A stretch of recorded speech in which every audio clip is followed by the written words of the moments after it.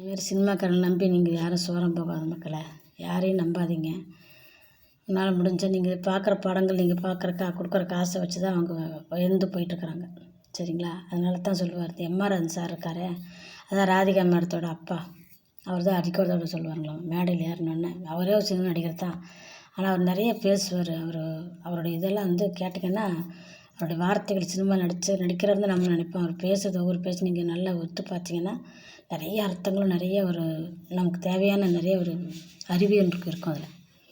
அந்த மாதிரி சொன்னாரம்மா, சினிமா நடிகர்கள் யாருமே நீங்கள் நம்பாதீங்க, ஏன்னா சினிமா நடிகர்கள்லாம் பொய்யனும் பித்தலாட்டக்காரங்க தான் சொல்லுவாராம்மா. அந்த மாதிரி அவர் வந்து கோர்ட்டில் போய் நின்றுருக்கிறாரு.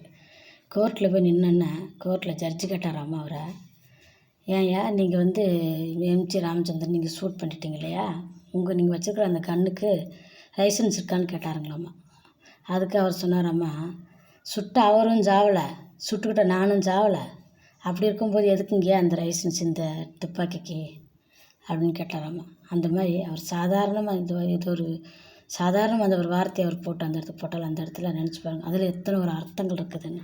இதான் மக்களை நாட்டில் நல்ல நல்ல மனுஷங்கள்லாம் போயிட்டாங்க மக்களை. அதே அவங்களோட பிள்ளைங்க இன்றைக்கி எப்படி இருக்கிறாங்க, போய் பாஜகவில் சேர்ந்துக்கிட்டு அவங்களும் நம்ம தமிழ்நாட்டில் எப்படி போனால் என்ன, யார் செத்தா என்ன, நம்ம நல்லா இருந்தால் போதும், நமக்கு பணம் வந்தால் போதும் அப்படின்னு தான் அந்த குஷ்பு இந்த மாதிரி போன நடிகருங்கெல்லாம் போய் இருக்கிறாங்க. ஆனால் அவர் ஒருத்தர் நல்ல மனுஷனாக இருந்தார் அந்த காலத்தில்.